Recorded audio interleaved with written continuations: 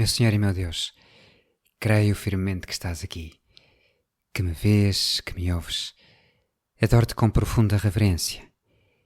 Peço-te perdão dos meus pecados e graça para fazer com fruto este tempo de oração. Minha Mãe Imaculada, São José, meu Pai e Senhor, anjo da minha guarda, intercedei por mim. Que fazer quando pedir desculpa não é suficiente? Quando o mal que fizemos tem efeitos, provoca dor. Que fazer quando se repara nisso tarde demais?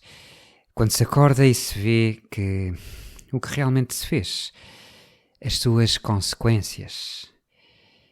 Quando nos damos conta de termos sido causa de dor, de coisas que correram mal, de situações que nunca quereríamos que tivessem acontecido. Que fazer quando nos damos conta de que já aconteceu? De que não podemos voltar atrás? Não temos esse poder? E até gostávamos de pedir desculpa, mas nem sabemos bem como. E as pessoas se calhar já se afastaram, as situações... Enfim, se calhar essas pessoas até já morreram, como às vezes acontece, ouço coisas destas, depois de funerais, noto uma dor muito grande. Que fazer quando a pessoa se dá conta de que deveria ter pedido desculpa antes? E quem diz isto diz tantas coisas. Hoje na missa lemos um texto de Isaías que responde a este drama humano, que dá muita esperança, muita luz. Fala-nos da parte de Deus. Ainda que os vossos pecados sejam como o escarlate, ficarão brancos como a neve. Ainda que sejam vermelhos como a púrpura, ficarão brancos como a lã. E recordava-me o Salmo 50, que ele colocado, nós temos lido tantas vezes ao longo desta quaresma, é o Salmo de David, depois de David ter pecado, e pecado tão gravemente. E ele diz a mesma coisa, lava-me, Senhor, e ficarei mais branco do que a neve. Tem esta confiança que Deus pode limpar o seu pecado. Deus tem esse poder. Nós não podemos voltar atrás. Pequei contra o Senhor e o meu pecado está sempre diante de mim, dizia David. Mas tu podes limpar-me. Lava-me, Senhor. Limpa-me, perdoa-me. Deus tem o poder de perdoar os pecados e pode fazer com que eles desapareçam, com que se tornem brancos, com que deixem de ter efeito. Ainda hoje uma menina de 8 anos me perguntava, muito séria, pensativa, como é que seria se Jesus não tivesse morrido por nós? E eu tinha acabado de explicar o melhor possível para aquelas idades, porque que Jesus tinha morrido e porque é que Jesus tinha aceitado morrer por amor por nós, para nos abrir o céu. Amou até aqueles homens maus que o quiseram matar, e quando viu que iam fazer aquilo, aproveitou para não só morrer pelos pecados deles, que estavam a cometer naquela altura, mas pedir-nos os pecados a nós, a todos nós, todos aqueles que haveriam de vir e que já tinham existido e que iriam existir, pô-los todos, carregá-los todos sobre si e dizer, vou sofrer este castigo por eles. Quis fazer tudo isso para pagar o castigo, para que fosse fácil pedir desculpa, para ter a certeza que a partir de agora é só pedir perdão, porque o castigo já está pago, o céu já está aberto, o prémio está aí, a eternidade com Deus Nosso Senhor, se quisermos, se nos arrependermos, como profetizava Isaías. Lavai-vos, purificai-vos, afastai dos meus olhos a malícia das vossas ações. Deixai de praticar o mal e aprendei a fazer o bem. Vinde então. Ainda que os vossos pecados sejam como o escarlate, ficarão brancos como a neve. Ainda que sejam vermelhos como a púrpura, ficarão brancos como a lã. Que maravilha, que coisa incrível! Que seria se Jesus não tivesse morrido por nós? Pois seria uma tristeza. Ficaríamos presos no nosso pecado. O mal seria para sempre, tudo aquilo, estaríamos ali. A morte era o fim. Não íamos para o céu, não haveria a possibilidade de estarmos com Deus, e nem com as pessoas amigas e boas, não estaríamos todos purificados. Era tudo terrivelmente triste.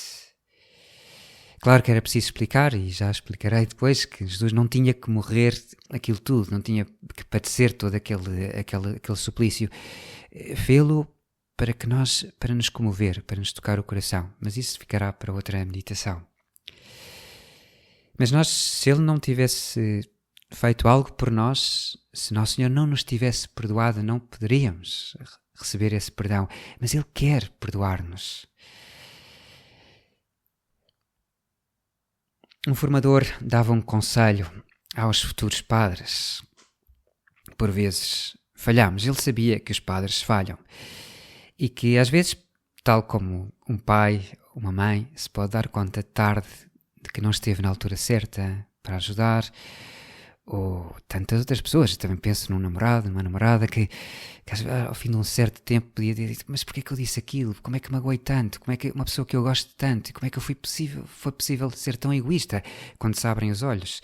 Mas claro, um padre pode fazer a mesma coisa e às vezes, quando dá por ela, já não dá para fazer nada. Essa pessoa, se calhar, já deixou de ir à igreja. Se calhar, durante um tempo, viu as coisas desde a sua perspectiva e até parecia que esse padre tinha atuado bem, que tinha feito aquilo que deveria fazer. Mas depois, com oração, com humildade, com perspectiva e vendo as coisas desde Jesus, se calhar uma perspectiva mais pastoral, dá-se conta de que não. De que podia ter atuado de outra forma e que se calhar da forma que atuou, magoou, afastou, feriu. E agora? Pois aquele padre dizia: vai ter com o Senhor, vai ao sacrário e diz-lhe isso e pede-lhe: Senhor Jesus, remenda aquilo que eu estraguei. Quando me escolheste, sabias que isto ia acontecer. É porque tens uma solução para isto. Ajuda-me. Arranja tudo isto. E que paz. Que paz. Também, claro, queremos aprender, queremos não voltar a fazer esse erro, mas agora as coisas estão do lado de Deus e Ele tem poder. Eu não tenho poder de voltar atrás no tempo, mas Ele tem o poder de, do mal, fazer bem. Transformar as coisas más em boas. Ainda que os vossos pecados sejam como o escarlate, ficarão brancos como a neve. Um padre sobe ao altar e no cálice deita uma gota de água, que é ele próprio, com as suas fraquezas, os seus erros, a pouca coisa que ele é, também as suas coisas boas, os seus sonhos, é aquilo, e entrega-se e mistura-se com o vinho que simboliza Jesus. E é a humanidade e a divindade. Jesus recebe-nos. Nós somos essa gota de água que se vai sobre o altar e que se junta, não é, com Jesus. E Jesus pega em tudo isso e oferece-o ao Pai. E transforma-o em si. É maravilhoso. Deus é Criador, tem o poder de recriar, de fazer das coisas más coisas boas. Depois pedimos-te, Senhor, que nos ajudes. Olhamos para Maria Santíssima, a nossa Mãe, recorda-nos isso, empurra-nos para o altar, para o sacrário, para que deixemos as nossas penas sobre ele, para irmos ao confessionário. E Nosso Senhor recebe, nós vamos ao Calvário, nós ajoelhamos-nos debaixo da cruz e entregamos-lhe os nossos pecados. Ele assumiu, Ele quis receber esses pecados nesse momento em que estava a ser crucificado. Dá-me os teus pecados também.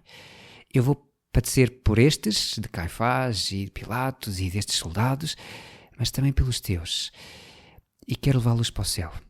Como o bom ladrão, estava ali ao lado. Hoje mesmo estarás comigo no paraíso. Pois, minha mãe, ajuda-me a recorrer ao teu filho e a receber essa paz maravilhosa que dá saber que Nosso Senhor pode recriar tudo, transformar tudo.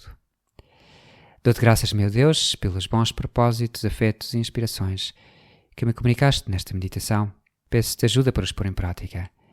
Minha Mãe Imaculada, São José, meu Pai e Senhor, anjo de minha guarda, intercedei por mim.